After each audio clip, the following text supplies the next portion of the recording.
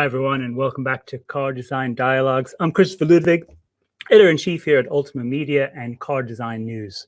Pure, progressive performance. These are the guiding design principles for Polestar, an electric vehicle brand born out of Volvo cars, but which is increasingly defining its own unique design language. The Polestar Precept is a sleek and beautiful Grand Tourer that was unveiled earlier this year as a declaration of intent, a commitment car rather than a concept car, which set out a clear new design direction for sustainability and premium value. And since then, we've learned that the car will go into production, so indeed it's an intent that will become a reality. And with that today, joining me is Maximilian Mazzoni, head of design at Polestar, who's going to guide us on a behind-the-scenes look at the team and vision behind the Precept. Max, thanks so much for joining us. Hi, Chris.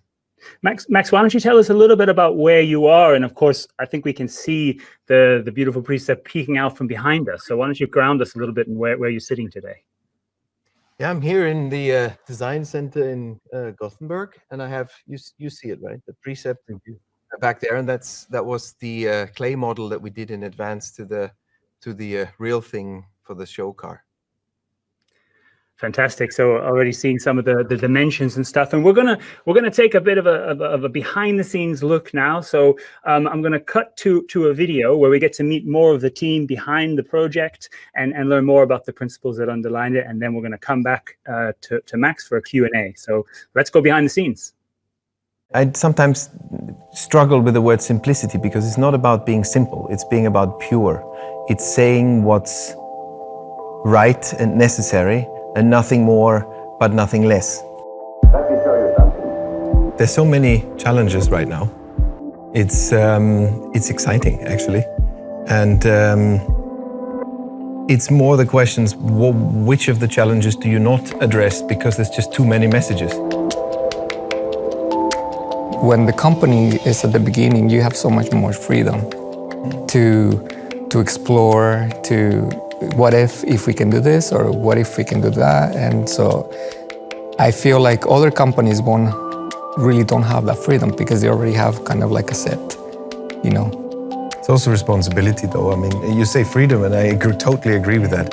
But I can also feel the responsibility of you have one shot, really, and in that shot, you need to do the right thing.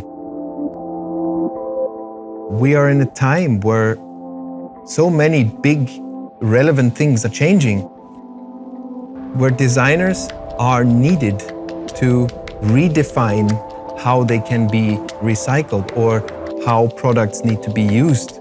And that all starts in the very early process of everything. And that's where designers happen to be. I mean, if I look at now the automotive industry is moving, you know, and how they're moving into this new era of electrification. I think being a Polestar I feel is quite different. I see a lot of the other brands, you know, trying to kind of find their path into this new era. I feel that Polestar is doing a very good job at communicating what the brand is, what it stands for. And when you have a clear understanding of what that is, you have to focus on what you do best. I've always been a very creative and curious person. It's such an exciting time to be a designer, and I wouldn't want to be anywhere else. I would want to be, you know, working for Polestar. Being from Scandinavia, I think you notice very clearly that most Scandinavian design derives from like form follows function, and all of it very simplistic but clean, and they try to help solve a problem. And I think that comes from how we are as people. We try to stand in line very well. We're quite organized as a country, I would say, and that would influence a lot how we design things. And you can see that in the cleanliness and the simplistic design features also used in Polestar. But of course here we try to push it a little bit more towards performance and expression with technical details and colors, and just a little bit more agile and a bit more specific than our normal, probably Swedish Scandinavian design. The first word that comes to me when I think Polestar, when I think about the Precept, is athletic. So it is like volumes that are not necessary are taken away. So you just have the minimum shape which is required.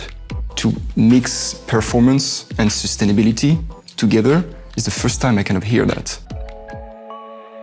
So the thing with sustainability and with sustainable materials is that it's a very dynamic process now, and there's new materials popping up. There are new processes of how to manufacture these materials into products, and a go-to approach could be, let's hide them in the second layer. Let's put a nice vinyl or leather surface on top of it. And then we can increase the degree of sustainability of our product, but we don't have to change any paradigms that might have been around. I am trained in traditional craft practices and textile practices. I have grown up seeing that we have a huge problem with waste disposal, not just in my country, but around the world. When you train to become a designer, you have to solve the problems around you in society. It's quite interesting because Kamal comes from New Delhi. I don't know how many millions. I come from a tiny village in Sweden. I think it is 10 houses and just forest, lakes and natural all around. And yet we're both... We have the same view upon sustainability, so it's quite good. Motivation. And the same motivation. I read this in a magazine last week and I thought it was extremely interesting because they were talking about identity in the new world. And there was a phrase there that said, "Do not ask me where I'm from, ask where I'm a local now." Because identity is experience and experience is contextual. So I don't identify myself just from the place I come from as a designer. I think you sort of pick up things as you go along. I think sustainability in general has never been designed to look premium. If you look at traditional car design, premium is always leather. It's a lot of chrome. We didn't use those elements. We have looked at those new processes and new materials, which initially might feel like, wow, they don't go together with what people are used to seeing in a premium product at all. And then use our creativity and work with the team and say, okay, how can we translate that into a new sense of premium aesthetics? Aesthetics are a result of the technique, and we don't have to design something that necessarily looks good. It is the technique and the process that has to define the final look.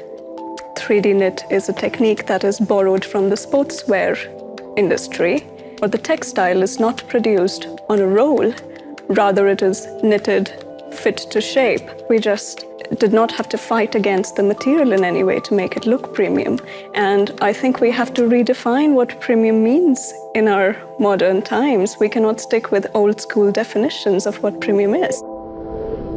Harmony and contrast can be the same thing, because in our case, even the design language is full of contrast. We play that up in the materials or in the colors, but it just symbolizes the juxtaposition of technology and minimalism or purity. How do we combine this approach of purity with the complexity that technology gives us, and with more and more technology being embedded in our vehicles? There comes this point where you need to decide. Either you embrace it, you live with it, you live around it, you work with it, or it becomes messy. If we look at ourselves as human beings, we are extremely relying on our sight, our pair of eyes, actually. And it's good because that's how we navigate in life mostly. But it's also, we're very much subject to distraction. So if we, through sensors, for example, eye tracking, can understand whether you're looking on the road or not on the road, we can, of course, use this for pure safety reasons. But it's also to be able to take away all the distracting moments from displays, for example. If we know that you're looking on the road, we can mute the displays. If we know that you're looking on a display, we can brighten up the display, and we can even put extra size and focus on that actual information.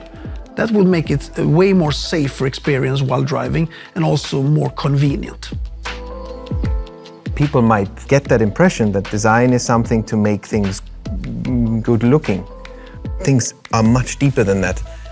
Now with UX, which is a part of design, the user experience, it starts extremely early to even understand what will they want around them in a couple of years. So that's not just, making things look good. That is really deep analysis. Working with the next generation designs, which is why I like to be at work. There are always these challenges about, do we have the right technologies? Because technology is moving so fast these days. Are we addressing the right user needs? Because they are shifting, because things happen in society, and people get used to new technologies and services and behaviors extremely fast. So I think it's challenging, but it's also quite problematic some days. Challenging but problematic. Yes. Things have to change. If we put the lever much earlier in the process, can't we go the full 100%? And if you look into that, it's kind of scary, because you realize that nothing you had in mind in terms of processes, in terms of how things are put together, can stay the way it is. And that's where we're just at the beginning.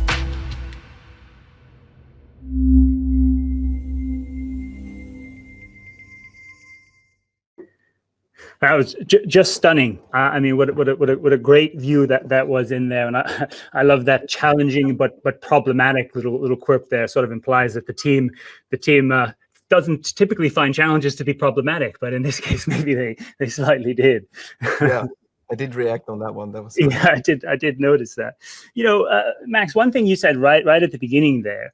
I think you said something like, we have one chance to get it right. Obviously, there's freedom coming with the startup, but you kind of point out perhaps the pressure, the responsibility that comes with that as well, obviously, with getting out to market. I mean, now that the Precept obviously is there, you have 3 models, we know it's going into production. Do you feel a little bit less of that pressure? Or in fact, with all the change we're seeing, is it kind of only build each time? No, I mean, traditionally, when you work on a new car, and we've done a couple of cars first, for Volvo, and then now for Polestar, it's always like that in the beginning, you understand, especially when you start a new generation, it is a lot of pressure, and you do go back and with the team and see, okay, is this really it? And should we iterate, or are we happy? Are we really happy? And I think that's a normal process. But you can imagine a new brand like this, with all the legacy on the one hand that we have when it comes to being embedded in the Volvo world, in terms of engineering, in terms of the whole safety story and so on. So there's a lot of knowledge already, and there's there are a lot of boxes to tick as well. And then you have the freedom as well. And that way, since you have to always double check and check back, is the freedom actually aligned with what we have to deliver, what people expect from a brand that's in the Volvo group. It is pressure, but it's exciting, and it is a challenge, but a great challenge. Yeah, I can see that, keeping everyone motivated. I wanted to ask about a few things, on the car and the concept. I mean, one of the things about the Precept is the way the design translate connectivity and technology, both in the interior and exterior. And starting right at the front, with the smart zone. Why don't you tell us a little bit about that smart zone? I mean, do you see this mainly as form following function? Well, we have this challenge now to embed more and more systems into the design. Autonomy is hitting us, all the sensors that are used for that. Then the lighting systems become more and more complex. And for me, quite a while back, it was clear already that this will be coming to a point where it really affects how we can design our exterior. So the freedom that you know from the cars in history, the 60s, and all these beautiful forms. I mean, they tend to be nowadays. They tend to be defined by the angles that certain sensors need to see certain things, and cameras, what kind of parts of the road they should overlook, and it gets more and more complex. And that triggered this idea that we start working with zones that are dedicated for these sensors, and they can also be designed in a way that allow them to be optimized for the sensors, but also elevate that to a sense of aesthetics. So, for example, in the smart zone, we have decided to openly show the heating wires for the radars. So we're not embedding them in the second layer, because radars need to be heated for snow packing and whatnot. And we're showing this off, and it's a technical challenge, but it's really good, because that way the grill as we know it goes away. We know we don't need to take in that much air anymore, but that's a perfect area for all of these other things, and we collected them together into a smart zone. Yeah, absolutely. And I think it's not just the grill either, right? That's the smart zone. I think there's obviously other points in the car where those sensors are collected together and creating some new aesthetics. Yeah, you can repeat that principle in different areas of the car, and you can also combine them with lighting systems, because sometimes they need the same type of sealing, the same type of water tightness or heat and cold resistance and so on, so they can be clustered together. Yeah. I mean, another notable, obviously, aspect of the form here is the aerodynamic shape, and of course, you closed that rear and took away the rear window and mirrors and replaced it with cameras. I mean, I wonder, just from the design team, when you talk to them, was that an exciting thing to do, a controversial thing to do? Did that kind of open up some new possibilities? These are always the most exciting things to do, because there's what we want from an aesthetic point of view, but then there's also what is required from ergonomics, from safety. And then there are things like laws and regulations that are sometimes, they have been written in the 50s and 60s, and they haven't changed because certain assumptions are being made. And there are different regions, for example, the US laws, they're mostly very specific, what type of device or what type of thing you have to have where. And to work with these and then understand, can we actually, find a way to still get what we think is contemporary? And in this case, rear window, there's always a bit of a conflict. You want a large tailgate to get great access to the boot. You want a very sleek aerodynamic silhouette, and you want ample headroom in the second row. And you want visibility for the rear view mirror.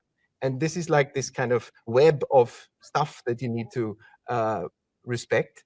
And they don't always go very well together. And in this case, you then all lay out all these constraints, and then you go, okay, let's rethink where we are now in terms of technology and which one of those can actually go. And in this case, it was like, okay, hold on, do we really need a rear screen? Because then the mirror doesn't have to be in a place where it has the right sight lines, and then the header can be lower, and then suddenly things start happening.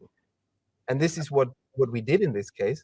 And in my view, the coolest thing that happened is that then this chain of events affected the look of the car. So the people say, wow, it looks so robotic and so modern in the rear. And they probably think we did this as a styling thing. We just wanted it to look cool. But it actually looking cool was the result of adjusting to new prerequisites. Absolutely, and not least also so improving the aerodynamics as well too. So great coming together there. I appreciate the production car is some years away and things, but is something like that something we might expect, or at least try to see as much of that translated into the production car as possible? I mean, we are quite ambitious when it comes to what we promise and what we want to deliver. Obviously, not everything that you see in a concept car can be delivered in reality. But I think that's the whole excitement about the way how we work, is that we always test these ideas against reality. Because for me, that's when I get excited. That's when it starts to click. When you can really move the mark, because it's cool and great to do a concept car that's out there. But to find those, to do this, the kind of detective work, how can we actually innovate on a realistic basis? That's where magic happens. Great. So, we talk about the connectivity and technology playing such a big role in the interior, obviously, as well. Obviously, the car's using the latest Google systems, but you took quite an interesting approach with the eye tracking technology, I thought, and the way the lights and applications sort of shut off. Can you tell us about balancing this sort of maximal connectivity with this more minimalistic aesthetic? Yeah, that's a good question, because this is a big challenge, to make sure we are true to our minimalistic approach, and at the same time deliver all the functionality that you expect from a product like this and be cutting edge there. And our approach, my approach is a stepped approach, is then layers of complexity, because you cannot. That's why I sometimes struggle with the word simplicity, because you don't want to be too simplistic or too simple. You want to be pure. You want to only get information when you actually need it, but you want to have the knowledge that it's there when I need it. And that is quite a challenge, especially when it comes to UX. And that's where things like, again, technology, that's where things like eye tracking and proximity sensors come in really handy, because you can focus on something and then you will get more information. And we had this discussion in the team. And Mikael referenced that in before. It's sometimes you think in the first dimension, where you think, okay, you look at something and then it gets bigger. But mostly you need it big when you don't look at it, because we have, being the predators that we are, we have quite a nice peripheral view. I mean, we have a focused view, of course, but we still have quite a wide field of view that allows us to understand what's going on around us. And that's when you need information to be large, but not very detailed.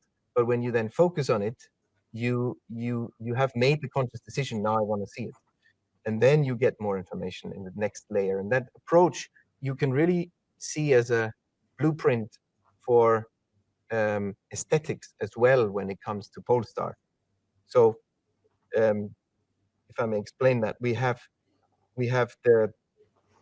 the first read of purity and contrast, like strong graphic design inspired contrast, impact.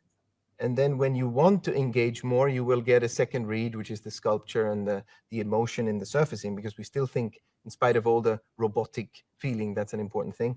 But then you can even go down to little tags that we have placed on the smart zone, on different sensors that give you information.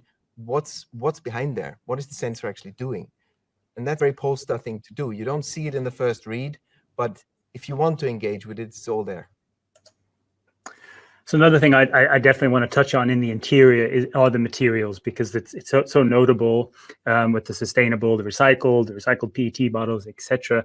I think what your team member, I think it was Kamal Singh, said about the aesthetics being the result of the technique, the process to find the looks. I think that was really insightful. And I'm just interested about how, again, starting at the beginning, was there a fear that this would compromise the premium, as was sort of explained, because that is the expectation. Okay, we're not going to use chrome and leather. Was there a little bit of fear and resistance and then to really push past that?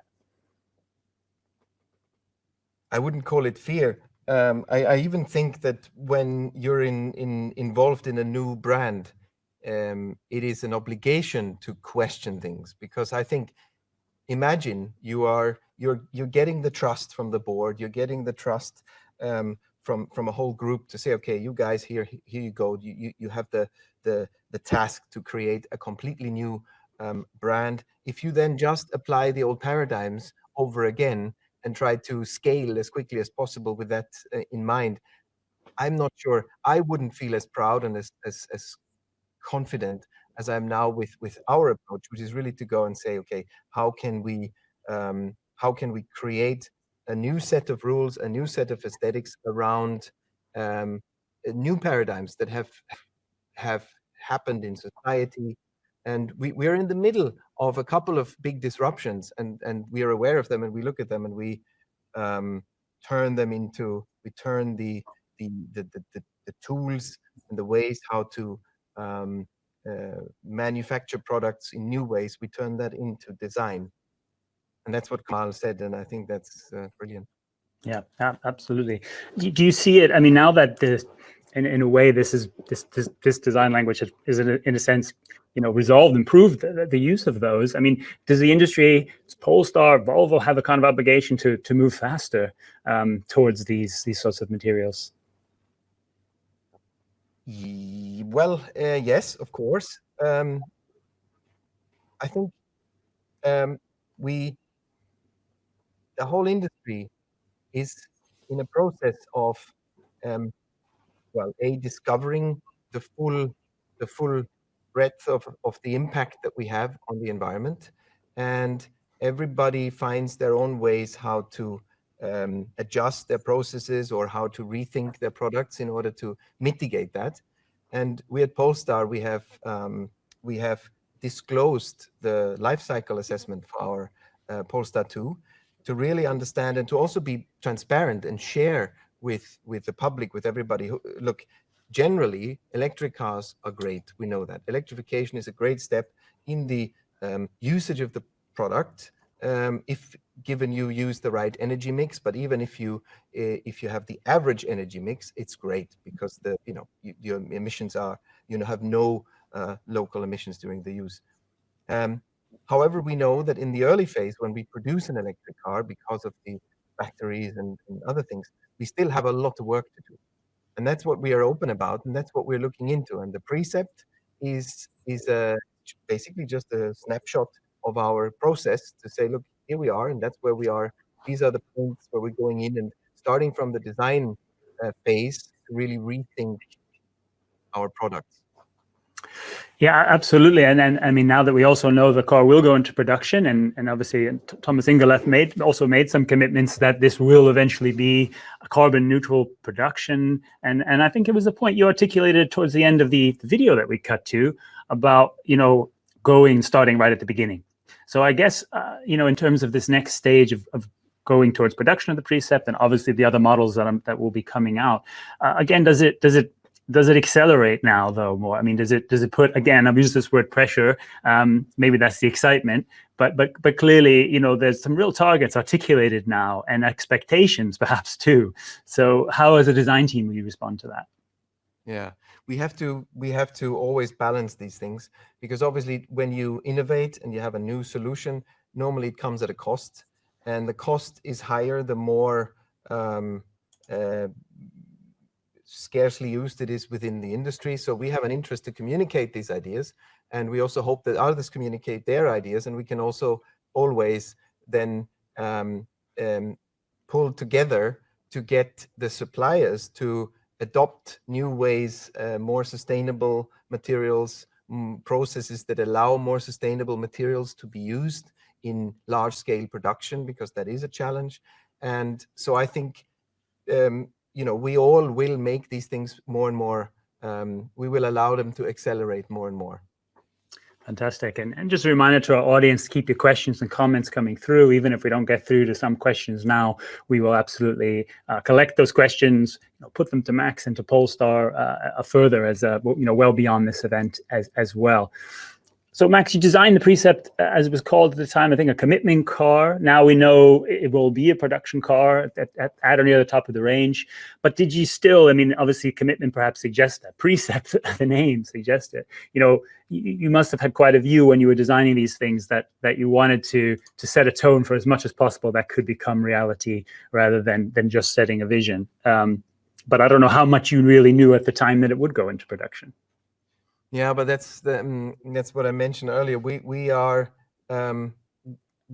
this philosophy that if we present something futuristic or something out there, we want to have a certain degree of realism to it. We want to take the challenges on and try to solve problems rather than show a dream that we know cannot be achieved, at least not within the next decades. So I think we really want to be inspiring when it comes to solutions there.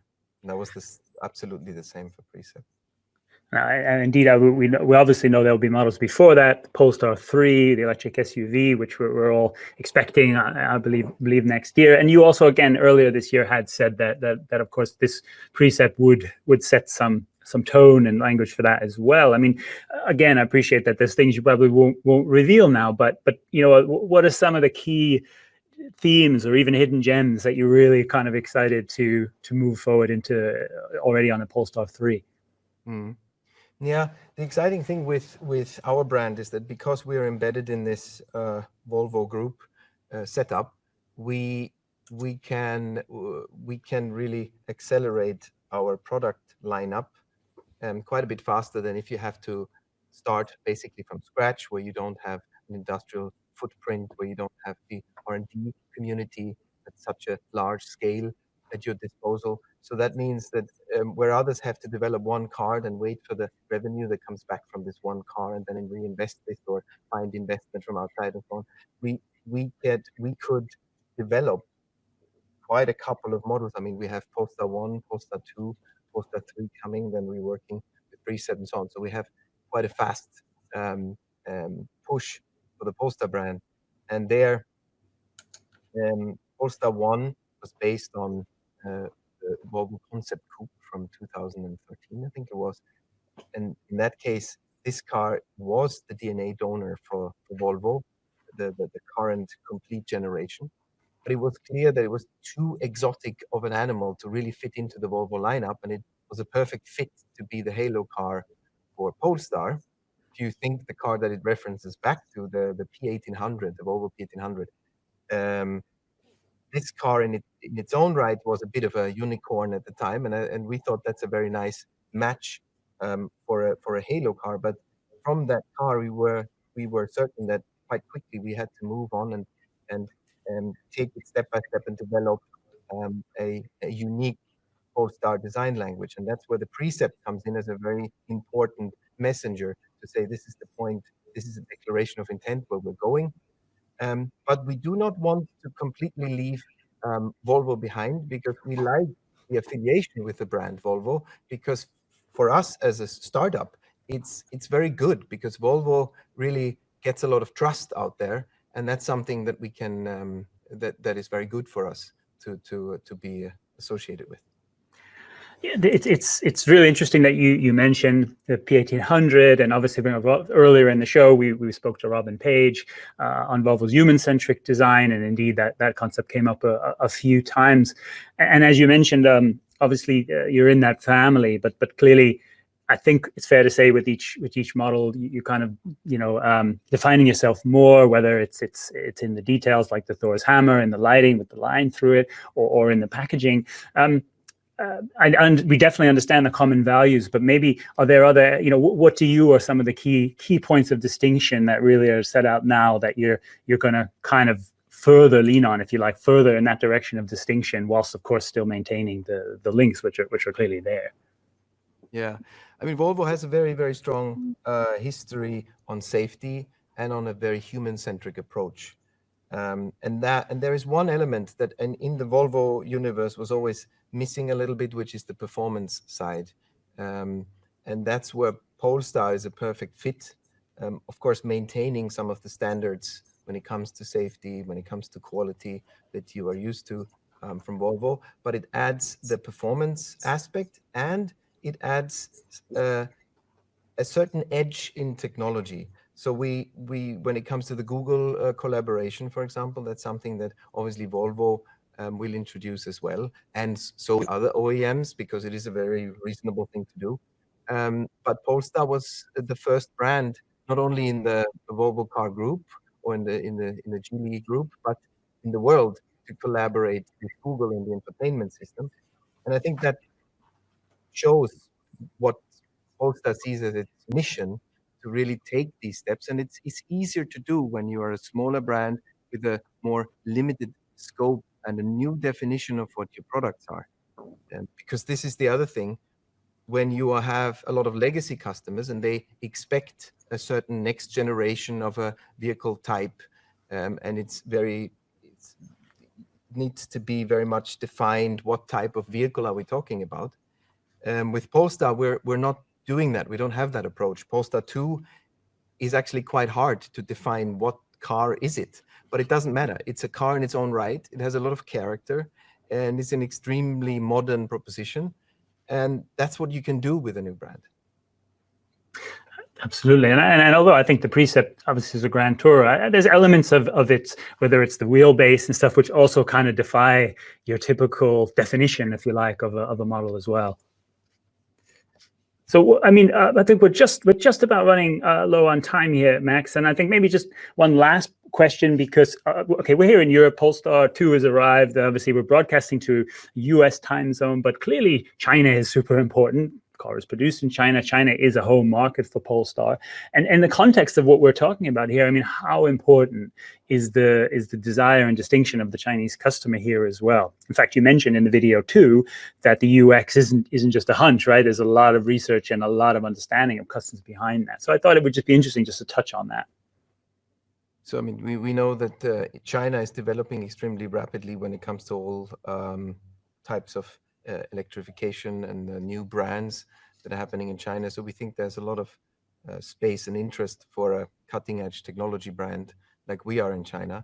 And you do see certain influences from the Chinese market, and that's a lot of that has to do a lot with the leg room in the second row. And I think for all of us in the car industry, there was a big shift towards focusing more on what's happening in the second row since China became that important. But I would say that's also very beneficial for US, and is in general a good thing. And the great thing is that electrification allows us to do this without necessarily extending the overall length of the vehicles. That's the great thing, because we don't have the big engine that we need to carry around in front of the